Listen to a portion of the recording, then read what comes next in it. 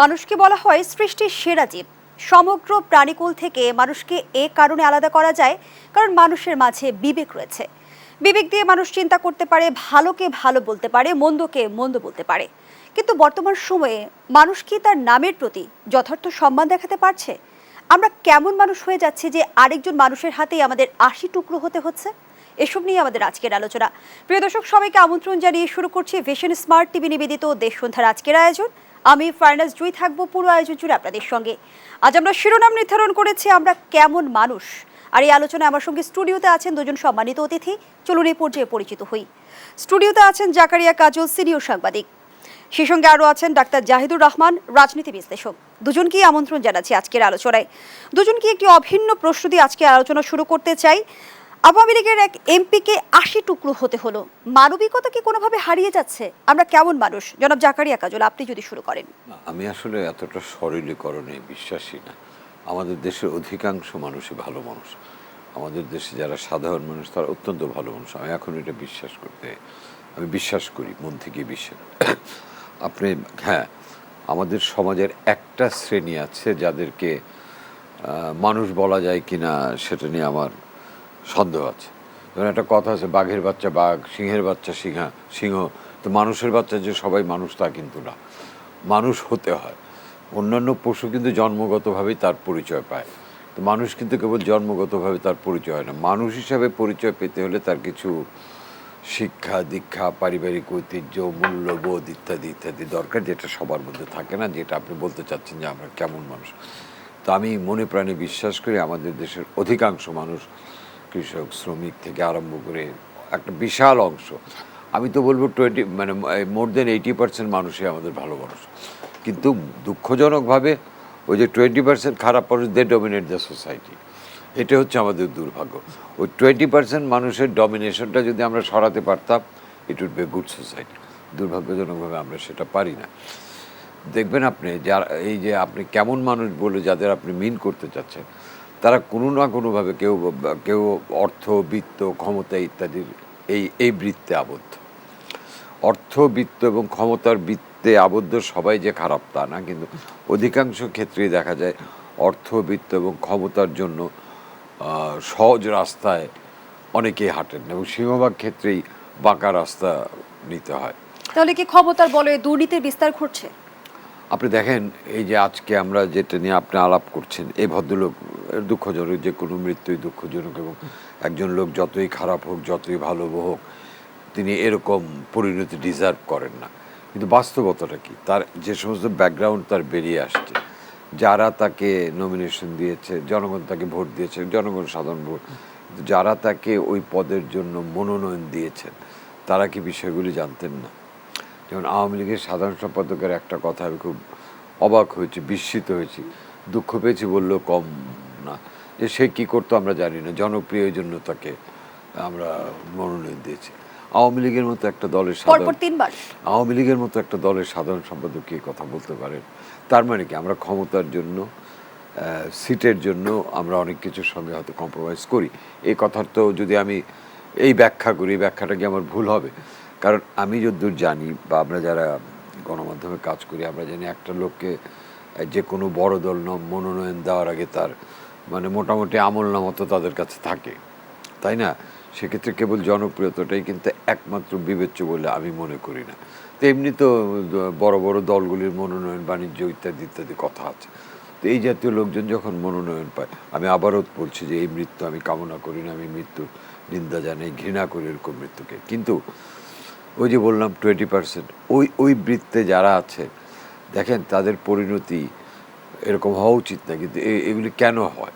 আপনি দেখেন এই কেসটা হয়তো এখনও সলভ হয়নি, বাট আপনার এটা তো এখন পর্যন্ত যে সমস্ত তথ্য, এটা হচ্ছে ভাগাভাগির, ভাগ বাটোয়ারার একটা ব্যাপার আছে, তাই না? এগুলো হয়তো সামনে আসবে। হ্যাঁ, একটা লোক মারা যাবে, তার মৃতদেহ পরিবার পাবে না, তার পরিবারের জন্য এটা যে কতটা বেদনাদায়ক ব্যাপার সেই পরিবারই জানে। একটা লোক যতই খারাপ হোক, সে তো কারো বাবা, কারো স্বামী, কারো ভাই, কারো বোন, হি ডিজার্ভস ইট। কিন্তু ওই যে বললাম না, এই যে এখন আসে যে কতটা খারাপ আমরা হয়ে গেছি। তো ওই বৃত্তে যারা আছেন, তার কাউন্টার পার্ট যারা, তারাও তো একই মানসিকতা, কাজে তাদের কাছ থেকে তো আমি মানবিকতা আশা করতে পারি না, তাই না? কাজে এটা দিয়ে কিন্তু আমাদের ফুল সোসাইটিকে জাজ করাটা ঠিক হবে না। 80% অফ দিস সোসাইটি ভালো মানুষ, তাদের মধ্যে মানবিকতা আছে, মূল্যবোধ আছে বলে কিন্তু আমি বিশ্বাস জনাব করি। জাকারিয়া কাজল, এই যে ক্ষমতাসীন দলের সাধারণ সম্পাদক বলেই দিল যে আসলে জনপ্রিয়তা দেখে তাকে মনোনয়ন দেওয়া হয়েছে, এই বক্তব্যের মাধ্যমে কি ক্ষমতাসীনরা দায় মুক্তি পেতে পারে? শোনেন, আমি মনে করি না এই যে যেমন পরপর কিছু ঘটনাগুলো ঘটছে যেগুলো আর কি, এগুলোর কোনোটাই দায়িত্বশীলদের দায় মুক্তি পাবার কোনো, পরে হয়তো আলোচনা আসবে কিনা জানি, কিন্তু এই ঘটনাগুলিতে দায়িত্বশীলদের দায় এড়ানোর কোনো সুযোগ আছে বলে আমি মনে করি না। হ্যাঁ, এখন যেটা, যেমন আপনি যে প্রশ্নটা তুললেন, ওনার ক্ষেত্রে হয়তো এখন আশু কর্তব্য হচ্ছে হত্যার বিচারটা হওয়া বা আসল ঘটনাটা সামনে আসা। এখন পর্যন্ত আমরা যেগুলো জানছি সেগুলি তো পুলিশ যেগুলি বলছে বা তদন্ত থেকে যেগুলি আসছে, টোটাল ক্লিয়ার পিকচারটা কিন্তু এখনও আসেনি। জানি না ফাইনালি কী হবে, তবে ঘটনা নিন্দার, এবং আমি মনে করি ওই বৃত্তে, ওই 20% বৃত্তে যারা আছে তারাই এর জন্য, এর সঙ্গে ইনভলভ। দায়ী কারা সেটা তো আদালত বলবে। তবে সাদা চোখে যেটা মনে হয়, এটা ভাগ বাটোয়ারার একটা দ্বন্দ্ব। কাজে এটা নিয়ে পুরো সমাজের একটা অংশের অস্থিরতার এটা একটা প্রকার, ওই 20%। জনাব জাকারিয়া কাজল, খুন হবার পরে আমরা দেখতে পেলাম নেপথ্যের কারণ হিসেবে বিভিন্ন অপরাধের তালিকা চলে এলো, কিন্তু খুন হবার আগে আমরা কিন্তু কোনো বিষয় আমরা দেখলাম না, বা রাষ্ট্রকে আসলে অপরাধীদের চিহ্নিত করতে ব্যর্থ হচ্ছে কিনা। শোনেন, সাম্প্রতিককালে তো বেশ কিছু ঘটনাই আসছে যে একজন বিশাল কর্মকর্তার সম্পদ বাজেয়াপ্ত হচ্ছে, ইত্যাদি হচ্ছে। তারপরে এগুলি কি আমাদের গোয়েন্দারা তো খুব পারঙ্গম, এগুলো কি তারা জানতেন না? অবশ্যই জানতেন। একটা লোক একদিনে 4টা ফ্লাইট কিনে, একটা লোক এমপি সাহেবের কথা যদি ধরেন, সে ভারত চলে গেল কেন, কি গেল না গেল, সে সংসদ সচিবকে জানিয়ে গিয়েছে কিনা, এই বিষয়গুলো তো আসে। তো এগুলোর মধ্যে যখন হাইড অ্যান্ড সিক থাকে, তখনই বুঝতে হবে যে কোথাও না কোথাও ডাল মে কুচ কালা হয়। এটা তো মানে ইজ ভেরি সিম্পল, এটার জন্য রকেট সায়েন্স জানতে হয় না, তাই না? দুই বাহিনীর সাবেক প্রধানদের বিষয়েও কিন্তু আওয়ামী লীগ সাধারণ সম্পাদক বলেছেন যে এই দায় আসলে ব্যক্তির, সরকারকে এই দায় কোনোভাবে এড়াতে পারে কিনা সে প্রশ্ন আমি আপনার কাছে রেখে যাচ্ছি। পরবর্তী অংশে আবারও ফিরবো। ধন্যবাদ জানাচ্ছি জনাব জাকারিয়া কাজল। ডাক্তার জাহিদুর রহমান, আপনার কাছেও আপনার মন্তব্য জানতে চাই যে আসলে আমরা কেমন মানুষ। ধন্যবাদ আপনাকে। কাজল ভাই যেটা বললেন আমি একমত। এখনও আমাদের সমাজের বেশিরভাগ মানুষ ভালো, এবং ব্রুট মেজরিটি 80-90% হতে পারে। কিন্তু আমার একটা ডিফারেন্ট অবজারভেশন আছে, আমি একটু আমাদেরকেও সমালোচনা করি, মানে আমরা যারা দাবি করি আমরা এখনও ওরকম খারাপ হইনি। আমি আমার ছোটোবেলার কথা মনে করতে পারি। আমি একটা ইন্ডাস্ট্রিয়াল এরিয়ায় বড় হয়েছি, আমার বাবা কাজ করতেন ওখানে, আমরা জন্মেছি, বেড়ে উঠেছি ওই জায়গায়। আমরা জানতাম আমাদের ওইখানে কে কে ঘুষ খান, অনেক ছিলেন না, সংখ্যাটা কমই ছিলেন। যারা দুর্নীতি করতেন আমার একদম চোখে ভাসে যে ওই মানুষদেরকে চেনা ছিল, তাদেরকে নিয়ে ফিসফিসানি ছিল। ওই মানুষরা না মাথা নিচু করে হাঁটতেন, মাথা নিচু করে চলতেন।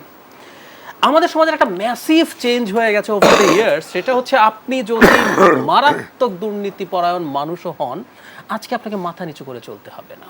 ধরুন, নাম ধরে বলছি, জনাব বেনজির, মানে এমন একজন মানুষ যার সকালবেলা আমার মাঝে মাঝে বলি না আপনার মন খারাপ হলে কি করেন, আমাদের অনেকে বলি শপিং করি, উনিও শপিং করেন। উনি এক হালি ফ্ল্যাট গুলশানে কিনে ফেলছেন, সকালবেলা মন ভালো ছিল না।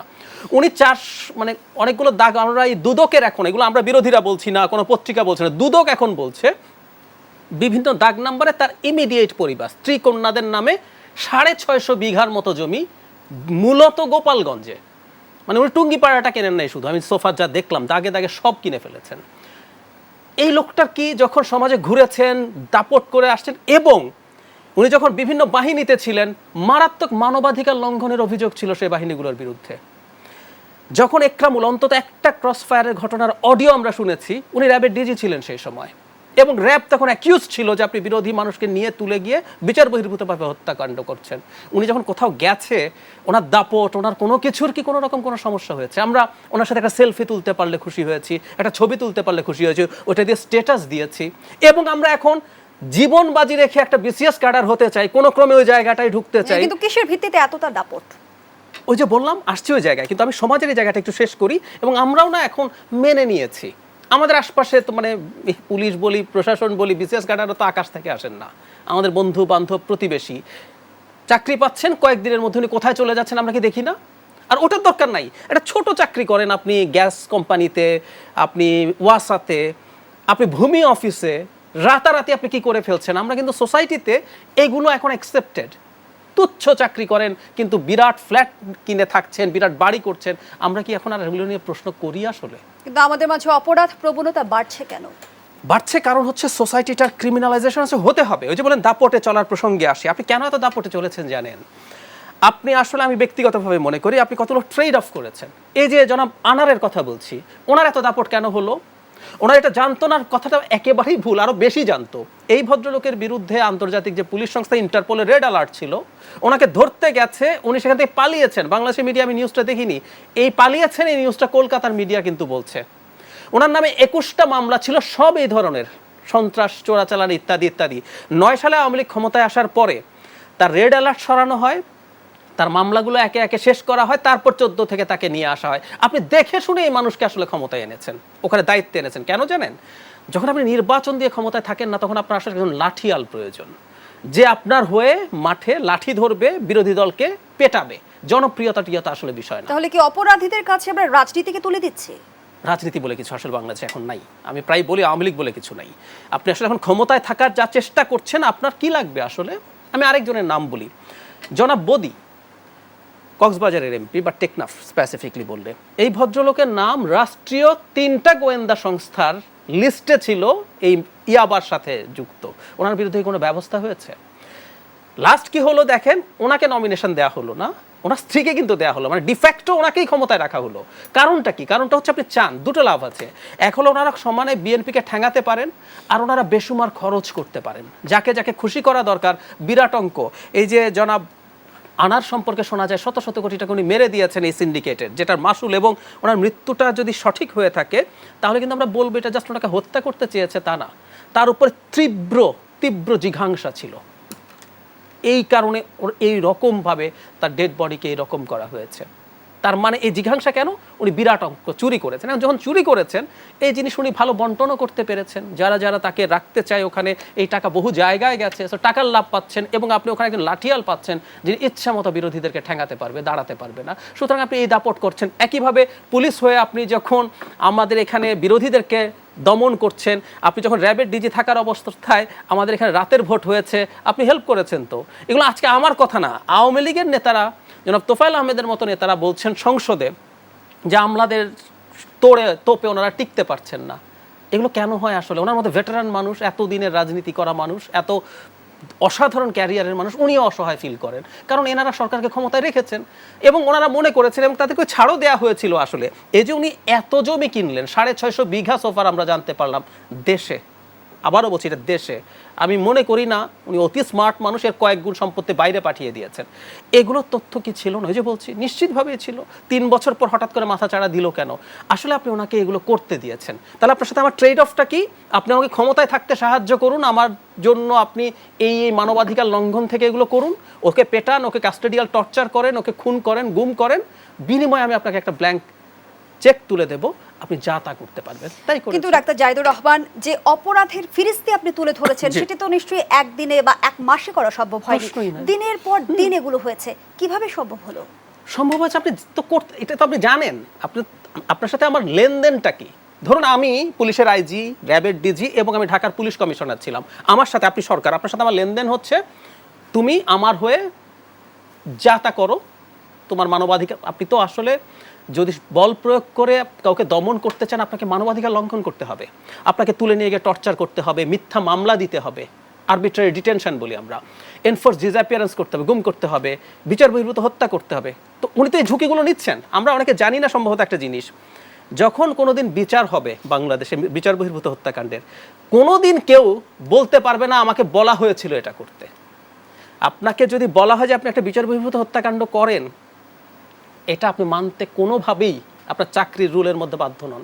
সেটা কোনোদিন ডিফেন্স হবে না, অজুহাতের মধ্যে পড়তে পারে না, পারে না কোনোভাবেই, এটা ডিফেন্স না আপনার, আপনি এটা করতে পারেন না। সো উনি তো ঝুঁকি নিচ্ছেন, তো তার বিনিময়ে আপনি আমাকে কি দেবেন? আপনি আমাকে এরপর দিলেন যে ঠিক আছে তুমি এগুলো করতে থাকো। এগুলো প্রত্যেকে জেনেছে, খুঁটিনাটি না জানার কোনো কারণ নাই। আপনি একটু যোগ করে দেয়, এখানে একজন অ্যাডিশনাল ডিআইজি মিস্টার শিমুল, ওনার নাম, ডাক নামটাই বেশি মনে আছে, আইজির চেয়ে 4 ধাপ নিচে আছে, তার সম্পত্তির তালিকায় তার নিজের নামে, স্ত্রীর নামে শত শত বিঘা জমি, শ্বশুরের নামে জাহাজ, 2টা জাহাজ শ্বশুরের নামে, ভাবির নামে ধানমন্ডিতে ফ্ল্যাট, ভাইপোর নামে, ভাগ্নির নামে, ওখানেও শত শত কোটি টাকার মানে সম্পদের হিসাব। এই শিমুল সাহেবকে 14 সালে একবার দুদক ডেকেছিল, ডেকে ছেড়ে দিয়েছে, কোনো সমস্যা নেই, এখন আবার দেখছে। সো এই লেভেলের এক একজনেরও না শত শত কোটি টাকার সম্পদ, এগুলো কি কেউ জানে না? প্রশ্নই আসেন, সবাই জানে। ওই যে বললাম ট্রেড অফ। প্রশ্ন করতে পারেন ধরা পড়ছে কেন? এখন ধরা হচ্ছে আসলে কোনো না কোনো একটা জায়গায় আসলে ক্ষমতার যে এলিটরা আছে তাদের মধ্যে কোনো একটা ইন্টারনাল কনফ্লিক্ট লেগেছে, যার জন্য এখন বেনজির সাহেবকে ধরতে হবে, সে কারণেই ধরা হচ্ছে। জানাশোনা এটাই তার পারিশ্রমিক, আমরা এভাবেই বলতে পারি।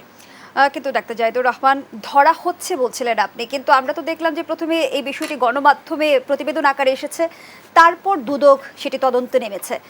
রাষ্ট্র তো আসলে সব প্রণোদিত হয়ে কোনো ব্যবস্থা গ্রহণ করেনি, কেন করেনি সে প্রশ্ন আপনার কাছে রেখে যাচ্ছি। বিরতির সময় হয়েছে, বিরতি থেকে ফিরে এসে শুনবো।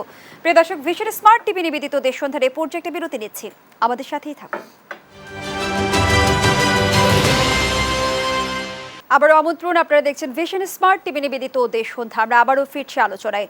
জনাব জাকারিয়া কাজল, যেমনটি ডাক্তার জাহিদুর রহমান বলছিল যে কক্সবাজারের সংসদ সদস্য বদি সম্প্রতি খুন হওয়া ঝিনাইদহ 4 আসনের সংসদ সদস্য আনার, বেনজির থেকে আজিজ, সবাই সরকারের আনুকূল্যেই ছিল, আসলে কি তাই? না, মানে সরকারের একটা মাথার উপর একটা হাত তো ছিলই। আপনি বেনজিরের ব্যাপারটা আমরা খুব আলোচনা করছি এখন, না? তো আপনি কি মনে করেন না যেগুলি মনে করেন যেগুলি একদিনে হয়েছে, ধীরে ধীরে হয়েছে?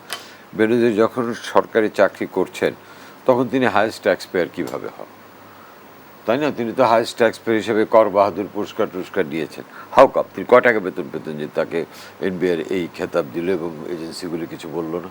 তিনি কিভাবে ঢাকা বোট ক্লাবের প্রেসিডেন্ট হলেন, সেটা বিং পুলিশ ফাউন্ডার। তো ওখানে মেম্বারশিপ পেতেও তো কয়েক লাখ টাকা লাগে, তো ওনার বেতন কত ছিল? তো এগুলি হয় কি, এগুলি জেনে শুনেই তো আমরা সব করেছি, তাই না?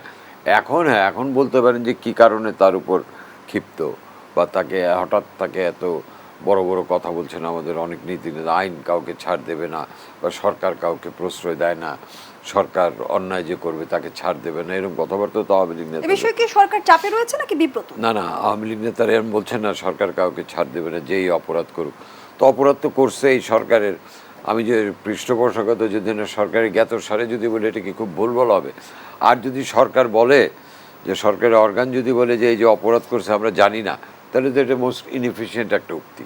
জানবে না কেন? তো এত এজেন্সি, এত কিছু কাজে এগুলো সব আইওয়াস। আর দেশের মানুষ এত বোকা না। হ্যাঁ, এখন মানুষের মধ্যে প্রশ্ন হচ্ছে যে কী কারণে হঠাৎ করে খেপলো বাবা, মানে কনফ্লিক্টটা কি, কোন স্বার্থে আঘাত লাগলো যে হঠাৎ করে লাগলো? এটা এখন $1 মিলিয়ন কোশ্চেন।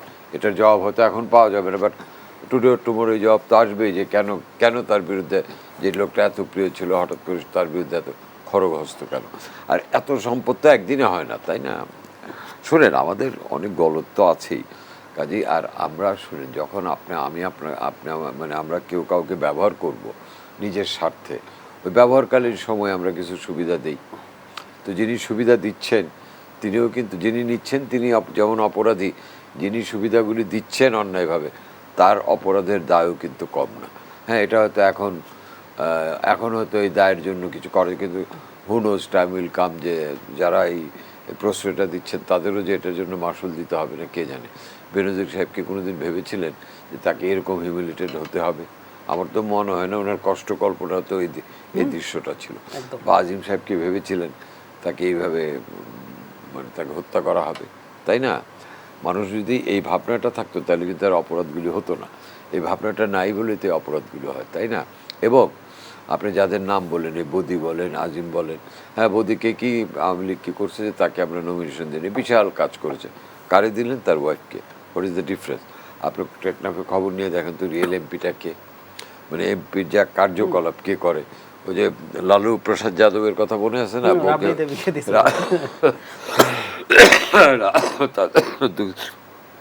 দুঃখিত, তার স্ত্রীকে দিয়েছিল। টেকনাফের বদির ওয়াইফ, মেয়েরা হাউস ওয়াইফ, উনি কি কিছু করেন? তো এটা কি, এটা তো মানে বৌদিকেই দেওয়া হলো, তাই না?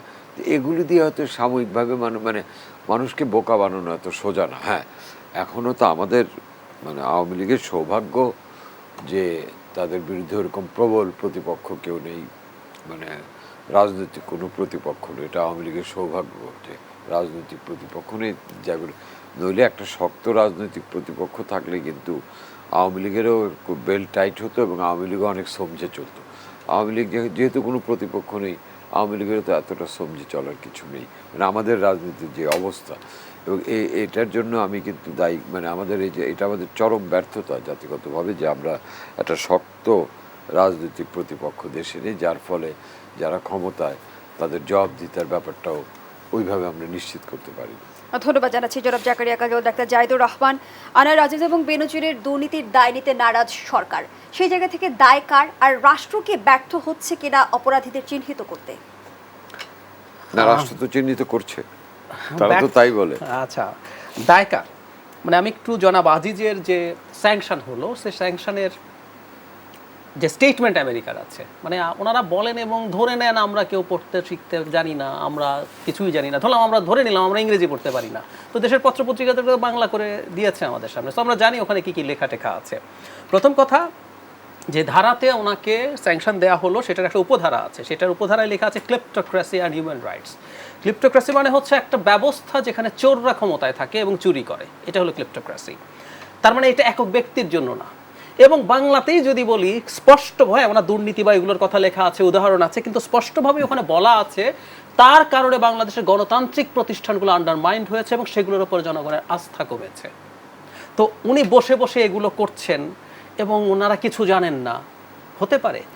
আল জাজিরা যে ডকুমেন্টারিটা দেখিয়েছিল, সরিয়ে রাখি, প্রথম আলো ডিটেইল সিরিজ বা অন্যান্য পত্রিকাও করেছে, আজও করেছে, কিভাবে উনি ভুয়া বাবা মায়ের নাম পর্যন্ত ব্যবহার করেছেন ভাইদের নকল বা জাল পাসপোর্ট তৈরি করার জন্য, হয়েছে না? ডকুমেন্ট দেয়া আছে ওখানে, আজকের এই মুহূর্তের নিউজের মধ্যে আছে।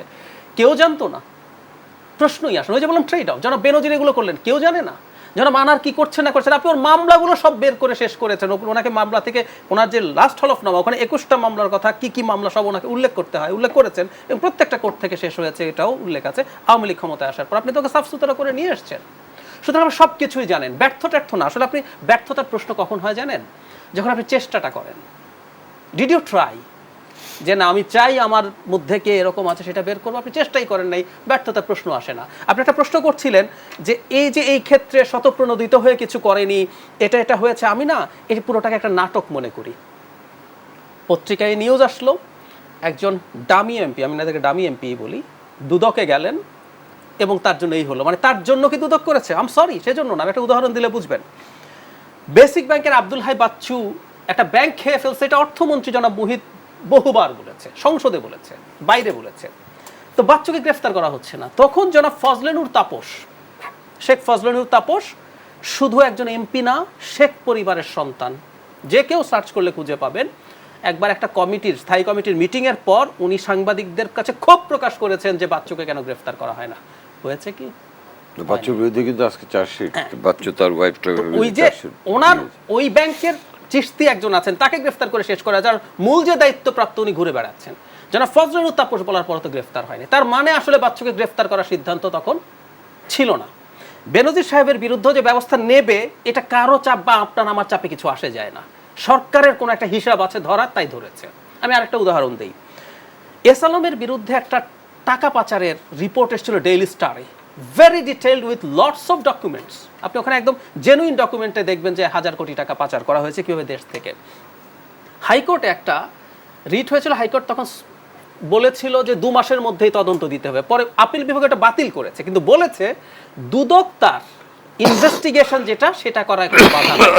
আমরা যথেষ্ট শোরগোল কি করি নাই এস আলমকে নিয়ে? দুদক কিছু করেছে? এখন পর্যন্ত করে নাই। জনাব সাইফুজ্জামান চৌধুরী ভূমিমন্ত্রী, তার বিরুদ্ধে মানি লন্ডারিং এর অভিযোগ আছে। উনি ওনার হলফনামায় তথ্য গোপন করেছেন, এগুলো প্রত্যেকটা অবৈধ কাজ। উনি একটা ব্যাখ্যা দিয়েছেন, দুদক কি তার ব্যাখ্যায় সন্তুষ্ট হয়ে থাকবে? আমরা তো শোরগোল করছি, দুদক কি গেছে? যায় নাই। যদি কোনোদিন দুদক যায়, তখন বুঝবেন যে ক্ষমতার সর্বোচ্চ পর্যায় থেকে এক ধরনের নড আছে। সুতরাং এখানে আসলে এগুলো চাপ টাপের কিছু না। জনাব বেনজির কোনো একটা রেড লাইন ক্রস করেছেন ফর শিওর, এবং সরকারের যেটা হয়েছে অলিগার্কিতে যেটা হয়, বাংলাদেশ ইজ অ্যান অলিগার্কি, এখানে অনেকগুলো অলিগার্ক আছে, তাদের মধ্যে পরস্পরের মধ্যে ক্ল্যাশ হয়, কে কতটুকু পাওয়ারফুল হবেন, যিনি বেশি পাওয়ারফুল হবেন তিনি অনেক বেশি কিছু দখল করতে পারবেন, এই অলিগার্কদের মধ্যে কনফ্লিক্ট হয়। সেই কনফ্লিক্টের কোনো একটা জায়গায় পড়ে উনি সিরিয়াসলি বলি হয়েছেন এবং রেড লাইন ক্রস করার কারণে আজকে ওনার এই দুর্গতি। উনি অনেক বেশি খেয়ে ফেলেছেন, ব্যাপারগুলো এরকম না। কিন্তু ডাক্তার জাহিদুর রহমান ইতিমধ্যে ওবায়দুল কাদের বলেছে যে অপরাধী যতই শক্তিশালী হোক তাকে শাস্তি পেতে হবে, এবং সেই সঙ্গে অর্থমন্ত্রী বলেছেন যে আবার আজিজ আহমেদ এবং বেনজির আহমেদের বিরুদ্ধে আসলে বিভাগীয় ব্যবস্থা নেওয়া হবে। তারা তো আসলে সাবেক সেনাপ্রধান, একজন সাবেক পুলিশ প্রধান, বিভাগ কি ব্যবস্থা নিতে পারবে? আমি একটা অন্তত সেনাপ্রধানের ক্ষেত্রে আমি দেখেছি, সেটা হলো ওই প্রথম আলোর যে রিপোর্ট, ওখানে আরেকজন মানে military officer brigadier Sakhawat Hossain, আমাদের নির্বাচন কমিশনার ছিলেন, উনি বলেছেন মিলিটারিতে এটা সম্ভব। আপনি মিলিটারি যে আইন আছে মার্শাল ল, ওটাতেও ওনার বিচার, আর স্বাভাবিকভাবে স্বাভাবিক আদালতেও বিচার হতে পারে। রিটায়ারমেন্টের পর, হ্যাঁ রিটায়ারমেন্টের পরও নাকি হতে পারে, এটা উনি বলছেন। কিন্তু আমি যে কথাটা বলতে চাইছি, ব্যাপারটা হলো এই, মানে এখন তো সরকারের কি হয়েছে, আপনি আপনার প্রয়োজনে দুটো স্টেপ নিচ্ছেন, এবং জনাব আজিজের ক্ষেত্রে সরকার আগের মতো রিয়াকশন দেখায় নাই। আগে কিন্তু যখন র্যাবের বিরুদ্ধে স্যাংশন হয়েছিল সরকার খুব রিয়াকশন দেখিয়েছে, আমেরিকা বাজে কাজ করেছে, বিএনপি লবিস দিয়ে করেছে, আমরাও লবিস ঠিক করতেছি ইত্যাদি ইত্যাদি, আমরা মামলা করবো আমেরিকার বিরুদ্ধে, এবার চুপচাপ এটা হজম করছে। এবার এই ঘটনার পরে স্বরাষ্ট্রমন্ত্রী কিন্তু মন্তব্য করেছেন যে আমেরিকা রুটিন ওয়ার্ক, একদম। এবং কিন্তু ওই যে বলছি বারবার, রুটিন ওয়ার্কের সাথে স্টেট, আপনি আমি কি যেন তেন করে পারবো আপনার আমার নামে, ভাইয়ের নামে একটা জ্বালিয়ে বের করে দিতে? আপনার আমার ভাই, 3 ভাই যদি খুন করে, আপনি কি মনে করেন যে সেই 3 ভাই ক্ষমা পেয়ে যাবে? ওনার 3 ভাই রাষ্ট্রপতির ক্ষমা পেয়েছেন তো। রাষ্ট্রপতি মানে কিন্তু সরকার, এই ক্ষমাটা রাষ্ট্রপতি করেন না। রাষ্ট্রপতি কনস্টিটিউশন অনুযায়ী জাস্ট দুটো কাজ করতে পারে, প্রধানমন্ত্রী নিয়োগ আর সুপ্রিম কোর্টের প্রধান বিচারপতি, এর বাইরে কিছুই ওনার ক্ষমতা নাই, সরকার ওনাকে যা করতে বলে তাই করবে। তো 3 ভাই আপনার আমার যদি খুন করে একসাথে বা আগে পরে, আপনি পারবেন সাজাও? তো ওনার মওকুফ হয়েছে না, তার মানে হচ্ছে উনি এমন একটা জায়গায় ছিলেন, সেটা ইউজ করে এগুলো হয়েছে, উনি সার্ভ করেছেন, তাকে খুশি সরকার করতে চেয়েছে, ট্রেড অফ করেছেন, কারণ উনি সরকারের পাশে ছিলেন। উনি 13-14 সালের সময় সম্ভবত বিজিবি ডিজি ছিলেন, তখন বাংলাদেশে বিরোধী দলকে দমনে বিজিবি মারাত্মক ভূমিকা পালন করেছে, এবং ওই সময় রীতিমতো পলিটিশিয়ানের মতো বক্তব্য দিতেন। এগুলো হয়েছে তো, সো এই কারণে হচ্ছে। এখন আজকে যেটা দাঁড়ালো সেটা হচ্ছে এইগুলো আপনার স্বার্থেই তাদেরকে আপনি এটা ছাড় দিয়ে এগুলো করছেন, এবং একটা সুবিধা হলো দেশে দারুণ বিচার বিভাগ আছে, দারুণ স্বাধীন দুদক আছে, কিন্তু আমরা যারা ন্যূনতম খোঁজ খবর রাখি, যে দুদকেরই উদাহরণ দিয়ে দেখালাম যে অতি আলোচিত দুটো ঘটনায় দুদক কিছু করেনি। সো আপনি যখন পিক অ্যান্ড চুজ করবেন, তখন আমরা বুঝতে হবে আসলে আপনি স্বাধীন না, আপনাকে কেউ ইশারা দেয় যে এটা করো ওটা করো না, এই আর কি। কিন্তু অনেক রাজনৈতিক বিশ্লেষক মনে করছে যে ভূ রাজনীতির জটিল সমীকরণে পড়েছে বাংলাদেশ, এবং নিষেধাজ্ঞাকে পশ্চিমারা হাতিয়ার হিসেবে ব্যবহার করছে। এটা আসলে নিশ্চয়ই, মানে নিষেধাজ্ঞাকে পশ্চিমারা হাতিয়ার হিসেবে ব্যবহার করবে। মানে আমি প্রায় একটা কথা বলি, ধরুন ডোনাল্ড লু এবার যখন আসলো, উনি একটা ইন্টারভিউ দিয়েছিলেন, একটা টিভিতে এবং পত্রিকাতেও এসছে ওনার একটা ইন্টারভিউ। ওনাকে জিজ্ঞেস করা হয়েছিল যে আপনার কি ভারতের জন্য, ভারতের চাপে এগুলো করছেন? ডোনাল্ড লু একটা খুব ক্লিয়ার কথা বলেছেন, আমেরিকা পৃথিবীতে যেখানে যা করে সেটা তার নিজের স্বার্থেই করে। এর মধ্যে কোনো লোক, আমি বহুবার বহু চ্যানেলে এই কথাটাই বলার চেষ্টা করেছি, পৃথিবীর আমেরিকা না, কোনো দেশই কোনোখানে, ধরুন আমাদের খুব মন কাঁদতেছে প্যালেস্টিনিয়ানদের জন্য, সরকারের কথা বলছি, কাশ্মীরে যখন আর্টিকেল 370 বাতিল হলো, তখন ওখানে মারাত্মক ক্র্যাকডাউন হয় নাই? কাশ্মীরের ক্র্যাকডাউন নিয়ে ভারতীয়দের মধ্যে, আমি একজনের নামই বলতে পারি, অরুন্ধতী রায়, কি বলছে যে কেউ সার্চ করে দেখতে পারেন ওখানে কি হয়েছে। বাংলাদেশ সরকার কি কোনো বিবৃতি দিয়েছিল? সকাল বিকাল মারাত্মকভাবে ভারতকে ক্রিটিসাইজ করেছিল। আমি এটাই বলতে চাইছি, তার মানে মুসলিম বিষয়টা তা না, বিষয় হচ্ছে আপনার হিসাব।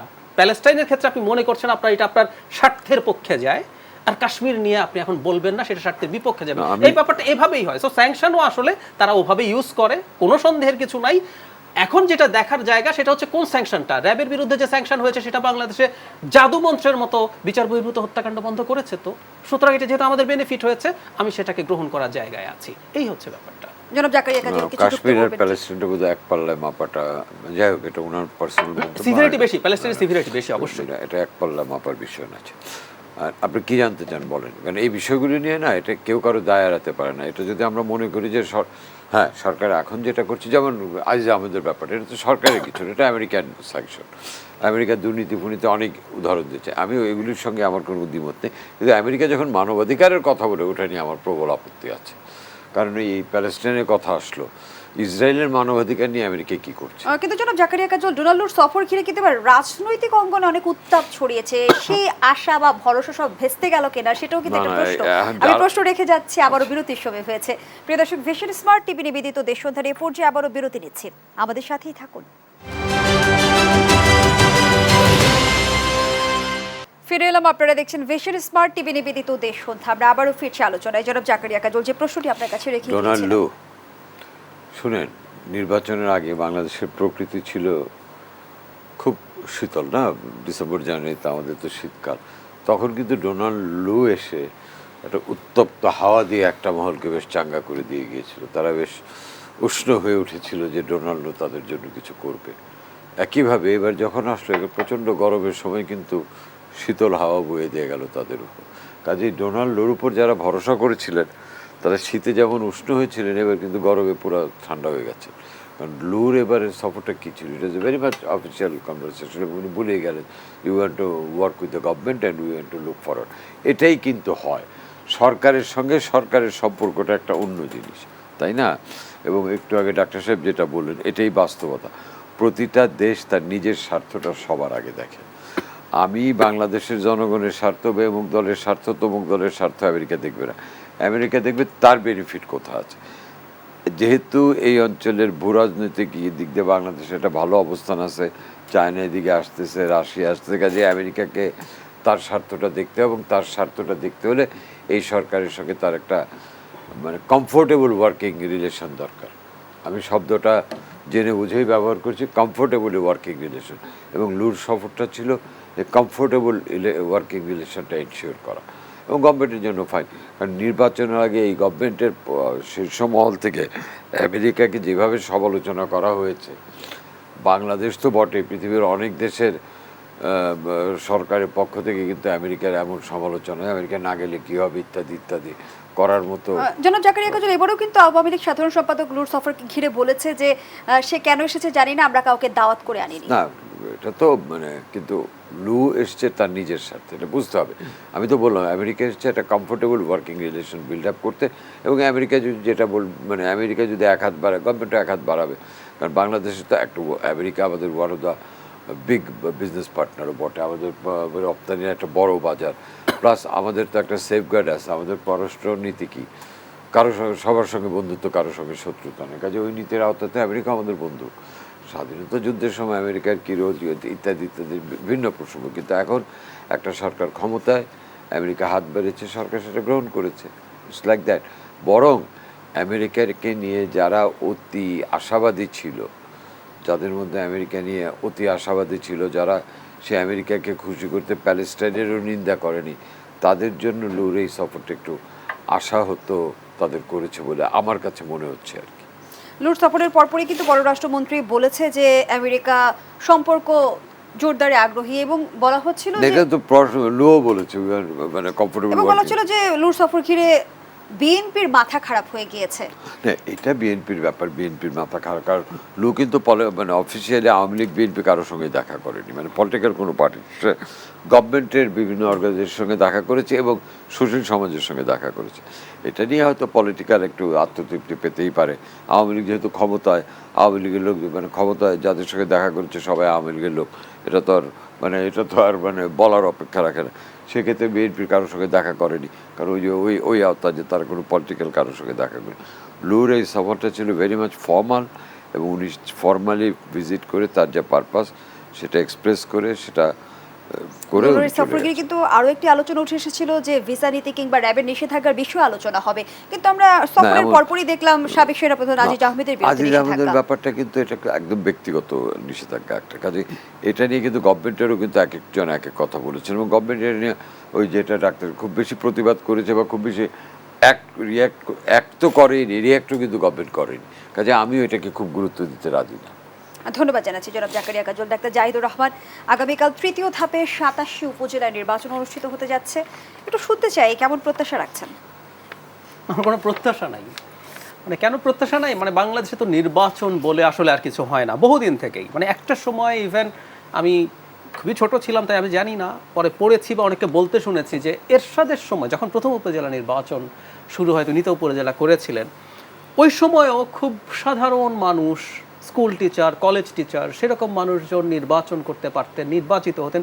ওই নির্বাচনটাকে উনি মানে যারা ক্ষমতায় আছেন তারা ম্যানিপুলেট করার চেষ্টা করতেন। আমি একবার আমার সাথে একটা টক শোতে একজন সিনিয়র জার্নালিস্ট ছিলেন, আমি তার কাছে অন রেকর্ড জানতে চেয়েছিলাম, উনি তখন একটা উদাহরণ দিয়েছেন, আমি উদাহরণটা খুবই ইন্টারেস্টিং। একটা জেলার একটা উপজেলাতে একজন কলেজ শিক্ষক, সরকারি কলেজ শিক্ষক, মানে উনি ওনার সরকারি চাকরি ছেড়ে দিয়েছেন নির্বাচন করার জন্য, এবং উনি ভেবেছেন বা উনি দেখেছেন উনার জনপ্রিয়তা আছে, তার মানে উনি কতটা কনফিডেন্ট ছিলেন যে একটা ফেয়ার নির্বাচন হবে, সেই কারণে উনি চাকরি ছেড়ে দিয়েছেন, সরকারি চাকরি, এবং উনি ইলেক্টেড হয়েছেন। পরবর্তীতে উনি ফুল ফ্লেজের একজন পলিটিশিয়ান হয়ে গেছেন। এটা এরশাদের সময়কার কথা বলছি। আজকের বাংলাদেশে এসে এখন আপনি ক্ষমতায় থাকবেন, যেটাই ধরে নিলাম কাগজে কলম, এটা আপনি ম্যানিপুলেট করে নিয়ে নিলেন, কিন্তু আপনি উপজেলা বা ইউনিয়ন পরিষদ কোনো একটা জায়গায় আসলে এখন আর ওই স্কোপ নাই যে একটা ফেয়ার ইলেকশন হবে এবং যেখানে মানুষ গিয়ে ভোট দিতে পারবে। ধরুন এখানে আমরা অনেক সময় বলি না যে লোকাল গভর্নমেন্ট ইলেকশন, তো লোকাল গভর্নমেন্টের নানা রকম ইস্যু থাকে, তো ওখানেও তো মানুষ, মানে প্রথম কথা হচ্ছে নির্বাচন কমিশনের 36-37% আমি বিশ্বাস করি না, এটা 5-7-10 এর বেশি না। ইভেন যদি এটা 35-36-37 হয়, বাংলাদেশের জাতীয় নির্বাচনের চেয়ে লোকাল গভর্নমেন্ট নির্বাচনগুলোতে বেশি ভোটার আসে। লোকাল আপনি তো কম্পিটিশন এনশিওর করার জন্য মার্কাও দেন নাই এবার, তো যতই বলি না আওয়ামী লীগের, কিন্তু বিভিন্ন পরিবার আছে, নানান ইস্যুস থাকে, তো কিন্তু মানুষ তো ভোট দিতে যায় নাই। তার মানে মানুষের মধ্যে পারসেপশন হচ্ছে এরকম যে আপনি চাইলেও পেরে উঠবেন না, মানে যারা অন্তত প্রার্থী আছে তাদের মধ্যেও যারা জিতবার কথা তারাই জিতবে, আপনি সেটাই করেন। একটা ছোট উদাহরণ মেলালে ভালো হবে, সেটা হচ্ছে ইন্ডিয়ান ইলেকশনে এবার ভোটের পার্সেন্টেজ একটু কম হচ্ছে, 4%-এর মতো গত বছরের তুলনায় গ্রসলি। অনেক কারণের মধ্যে একটা কারণ এরকম যে বিজেপি তো তার ক্যাম্পেইনে বলছে তারা 400 পার হয়ে যাবে জোটগতভাবে, আর নিজে 370 সিট পাবে। এটা বিজেপিরও প্রচুর ভোটার আর সেন্টারে যাচ্ছে না, এই কারণে যে আমি ভোট দেই না দেই আমরা দল তো জিতেই যাচ্ছে। সেটা হলো ইলেকটোরাল প্রসেসের মধ্যে। আর যদি ইলেকটোরাল প্রসেসের বাইরেও জিতবে কে নিশ্চিত হয়ে যায়, তাহলে আসলে আপনি ভোট দিতে যাবেন না। সুতরাং আওয়ামী লীগের মধ্যেই যখন এই কনফিডেন্স নাই, কোনো প্রত্যাশা নাই, আমারও এই ভোট নিয়ে কোনো প্রত্যাশা নেই। নাগরিক হিসাবে প্রত্যাশা হচ্ছে এখানে না, বাংলাদেশের আর্টিকেল 11 কনস্টিটিউশনের যে আমাদের প্রত্যেকটা স্তরের নির্বাচিত প্রতিনিধিদের মাধ্যমে, যে আমরা জনগণের ক্ষমতায়নের কথা বলি, সেটা নির্বাচিত প্রতিনিধিদের মাধ্যমে প্রযুক্ত হওয়ার কথা।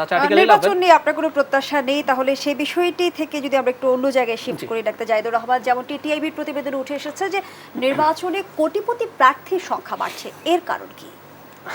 এর কারণ সবাই মাছ ব্যবসা করে, মানে বাংলাদেশে ঘটনাচক্রে জনাব বেনজিরেরও মাছের ব্যবসা আছে, কিন্তু কারণ কি জানেন, এটা 5% ট্যাক্স দিয়ে আপনি মাছের ব্যবসা থেকে আয় সাদা করে নিতে পারেন।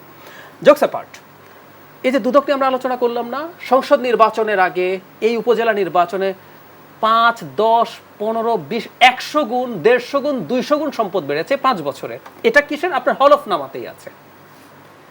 কি কারণে ওখানে হয় এগুলো আমরা খুব ক্লিয়ারলি বুঝি। এই যে দুদকের কথা বললাম, আপনি যদি এগুলো জাস্ট তুলনা করেন এবং এগুলো ইনভেস্টিগেট আপনি কয়েকটা করতেন, আপনি কিন্তু অনেক কিছু পেয়ে যেতে পারতেন। এই যে আমরা ক্ষমতায় যাওয়ার জন্য, পজিশনে যাওয়ার জন্য, ইভেন প্রধানমন্ত্রীর আদেশ আমরা শুনছি না, তাই না? প্রধানমন্ত্রী স্বজনদের ব্যাপারে বার দেওয়ার পরও আমি শুনবো না, শেষে স্বজনের জায়গায় পরিবার বললেন, তারপরও 10 জন পরিবার, মানে সন্তান, বিখ্যাত বিখ্যাত মানুষদের, যেন শাহজাহান খান খুবই সিগনিফিক্যান্ট একজন নেতা, মন্ত্রী ছিলেন, তার সন্তানও নির্বাচন থেকে সরে নেই। তো এরকম প্রচুর আছে। আর বললাম 10 জন আছে, কেন আপনি এত মরিয়া? কেন আপনাকে ওই জায়গায় দিতে হবে? আপনি দলের সর্বোচ্চ মানুষ, এবং প্রধানমন্ত্রী সাংবাদিক সম্মেলনে যখন বলছেন পরিবার, আপনি কিন্তু আপনার প্রধান মানুষটাকে ভীষণভাবে তুচ্ছ করছেন। But you did it. নোয়াখালীর একরাম সাহেব ক্লিয়ারলি বলেছেন আমাকে হয়তো আগামীবার নমিনেশন দেবে না, কিন্তু উনি ওনার ছেলেকে সরান নাই। কিন্তু ডাক্তার জাহিদুর রহমান, আমরা যদি দ্বাদশ জাতীয় সংসদ নির্বাচনের বাস্তবতা তুলে ধরি, সেখানে তো আসলে উন্মুক্ত নির্বাচনের ব্যবস্থা প্রণয়ন করা হলো, আবার 4 মাস পরে এসে আবার বলা হচ্ছে যে এমপি স্বজনরা নির্বাচন করতে পারবে না। এই মতানৈক্য কেন? একেবারেই না, এটা আসলে হতে পারতো না। কারণ হলো একটা ঘটনা ঘটার পর আওয়ামী লীগ দেখলো, আমরা এই যখন এই নিয়ে কথা বলছিলাম, সেটা হচ্ছে কেন্দ্র নিয়ন্ত্রণ ধরে রাখতে পারছে না। জনাব পলকের শ্যালক, মানে আপনার তার হয়ে যখন প্রত্যেক নির্বাচনে যারা পার্টিসিপেট করতেছে সবাইকে যখন বসানো হলো, একজনকে যখন পারা গেল না, তাকে তুলে নেওয়া হলো, পেটানো হলো, এবং আমরা সিসিটিভি ক্যামেরার ফুটেজ দেখেছি, বিচার টিচার হয় নাই। ওই ঘটনা দেখে তারা দেখলো যে তারা চাইলেও পারছে না। আমরা প্রায় বলছি একটা কথা যে নির্বাচন কমিশন নাকি সব কিছু পুলিশ প্রশাসন নিয়ন্ত্রণ করে পরিবেশ ঠিক রাখবে, আমরা দেখলাম পারা যাচ্ছে না। সুতরাং এটা একেবারে আনকনস্টিটিউশনাল, ইল্লিগাল, তারপর সরকার করেছে কারণ মাঠের অবস্থা তখন এই রকম হয়ে যাচ্ছিল, না পারতে করেছে। এটা নিয়ে প্রশ্নগুলো উঠবে, তারা জানেন, তারা দীর্ঘদিন রাজনীতি করছেন, কিন্তু তাদেরকে এটা করতে হয়েছে। এবং আমরা এতে আরো প্রমাণিত হলো আদতে আসলে ক্ষমতাসীনরা যা চায়, পাওয়ার যেটা চায় সেটাই হয়। ধন্যবাদ জানাচ্ছি ডাক্তার জাহিদুর রহমান। জনাব জাকারিয়া কাজল, যেমনটা আসলে ডাক্তার জাহিদুর রহমান তার বক্তব্যে বলছিল যে একজন সরকারি কর্মচারী তার চাকরি ছেড়ে দিয়েছিল নির্বাচন করার জন্য, কিন্তু বর্তমান সময় বলা হচ্ছে নির্বাচন খুব ব্যয়বহুল হয়ে গেছে। তাহলে কি একজন সরকারি কর্মচারী বা স্বল্প আয়ের মানুষের নির্বাচনে ব্যয় মেটানো সম্ভব? ব্যয় তো সব ক্ষেত্রেই বেড়েছে। আপনি আগে উনি যেই সময়ের কথা বললেন তখন চাল কত করে কিনতো, এখন চালের দাম কত, মানে এটা জোকস আপনি, মানে সব কিছুরই ব্যয় বেড়েছে। তবে আমাদের এখানে নির্বাচনী ব্যয়টা অনেক বেশি বেড়েছে। আমাদের এখানে নির্বাচন বা ক্ষমতা, এটা পার্লামেন্ট নির্বাচন বলেন, যে কোনো নির্বাচনই বলেন, এটা হয়ে গেছে এখন একটা বিত্ত অর্জনের একটা মাধ্যম হয়ে গেছে। এটা হচ্ছে রিয়ালিটি। আপনি দেখেন পার্লামেন্টে এত ব্যবসায়ী কেন? এত ব্যবসায়ী কি কখনো ছিল? ৭৩-এর পার্লামেন্টে কজন ব্যবসায়ী ছিল? এটা তো বঙ্গবন্ধু ৭৫-এর পর থেকেই তো এই বেনজরের মতো ব্যবসা, বিভিন্ন পেশাজীবী ঢোকা ভালো, কিন্তু ব্যবসায়ীদের হাতে পার্লামেন্ট চলে যায়। এখন তো মেজরিটি ব্যবসায়ী, তো ওরা একটু বড় দরে করে। এখানে স্থানীয় সরকারেও বিত্তশালীরা আসছে আরও বিত্তবান হতে। এখন রাজনীতি এবং ক্ষমতাটা হয়ে গেছে বিত্তের একটা মাপকাঠি। তবে হ্যাঁ, এর মধ্যে ব্যতিক্রম আছে। যেমন আমি নিজে কয়েকটা জায়গায়, ভালো ইলেকশন যে হচ্ছে না সব জায়গায় তা না, কারণ প্রার্থীতা তো, আমি যেটা মনে করি কি, প্রশাসন যদি চায়, যেমন আমি একটা নির্বাচন একদম সরাসরি দেখেছি ব্রাহ্মণবাড়িয়া আখাউড়া উপজেলা। সেখানে কিন্তু এমুকে মন্ত্রীর ক্যান্ডিডেট, তমুকে মন্ত্রীর ক্যান্ডিডেট ছিল, কিন্তু ওইখানে আমি এটা স্পেসিফিক্যালি উদাহরণটা যেহেতু আমি নিজে চোখে, ওখানে জেলা প্রশাসক রিটার্নিং অফিসার যিনি ছিলেন, হি ওয়াজ ভেরি স্ট্রিক্ট। তিনি ক্ষমতাসীন, মানে দলের ওই উপজেলা আখাউড়া উপজেলার সাধারণ সম্পাদককে শোকজ করেছেন, তাকে ব্যক্তিগত হাজিরা দিতে বাধ্য করেছেন। উনি নির্বাচনটা এত সুন্দরভাবে করেছেন, ভালো লেগেছে। মানে প্রশাসন যদি চায় নির্বাচন, এই ব্রাহ্মণবাড়িয়া আখাউড়া, যেমন পুলিশ যিনি এসপি জেলার, ব্রাহ্মণবাড়িয়া এসপি, আমি তাকেও দেখেছি, মানে পুলিশের একদম রোলটা খুব ছিল, প্রচুর ম্যাজিস্ট্রেট ছিল। যেহেতু আমি ওটা নিজের চোখে দেখেছি, আমি অভিজ্ঞতাটা ধন্যবাদ জানাচ্ছি জনাব জাকারিয়া কাজল। হ্যাঁ, এখনো যদি প্রশাসন চায় ভালো নির্বাচন করা। ডাক্তার জাহিদুর রহমান, ব্যবসায়ীরা ব্যবসা রেখে, লাভ ক্ষতির সমীকরণ রেখে সেবামূলক কাজ রাজনীতিতে কেন আগ্রহ হয়ে? আমি একটা লাইন বলে খেলি, শোনেন, ব্যবসায়ীরা অর্থনীতির একটা সহজ হিসাব হচ্ছে যেখানে মুনাফা আছে সেখানেই তারা বিনিয়োগ করে, বাকিটা বুঝে। রাজনীতিতে মুনাফাটা একদম, মানে যেমন আমি ছোট উদাহরণ দেখেন, এমপি কি করতে পারেন, বা একজন এই যে এখন উপজেলা নির্বাচনে কি হচ্ছে, আপনি তো বিভিন্ন প্রকল্প নেন, আমাদের যে এডিপি থাকে, বরাদ্দ উন্নয়ন বাজেট থাকে, সেটা উপজেলা পরিষদের হাত দিয়ে যায়, সিটি কর্পোরেশনের হাতে যায়, এবং সেখানে এমপিরা থাকেন উপদেষ্টা। এখন একটা ইন্টারেস্টিং ঘটনাও ঘটলো, আগে এমপি উপদেষ্টা আছেন, কিন্তু উপজেলা চেয়ারম্যান যদি ভিন্ন কেউ হয় তাহলে তো আসলে এই ভাগাভাগিতে সমস্যা হয়। এই জন্য এখন নিজের লোক চাইছেন। প্রত্যেকটা কাজ শত শত কোটি টাকার কাজ হয়, সেগুলোর সাম পার্সেন্টেজ আপনি যদি হিসাব করেন দেখবেন, আপনি এমপির নমিনেশন পাওয়ার জন্য কয়েক কোটি, জেতার জন্য কয়েক কোটি, দেওয়ার পরও যা হবে তার 10 গুণ আপনি এখান থেকে আনতে পারবেন। কাজল ভাইয়ের এই কথাটাই সবচেয়ে সিগনিফিক্যান্ট। ব্যবসায়ীরা যে জায়গায় যাবে সেটা তার এক্সিস্টিং জায়গা চাইতে বেটার ব্যবসা। খুব সোজা সাপটা কথা। সুতরাং উনি যে ব্যবসা করছিলেন সেটার যে প্রফিট মার্জিন, অর্থনীতির ভাষায় ওনারা যা করেন, এটা একটা টার্ম আছে, রেন্ট সিকিং। আপনি ওয়েলথ ক্রিয়েট করা ছাড়া টাকা উপার্জন করতে পারছেন, এটা তো সোজা কাজ।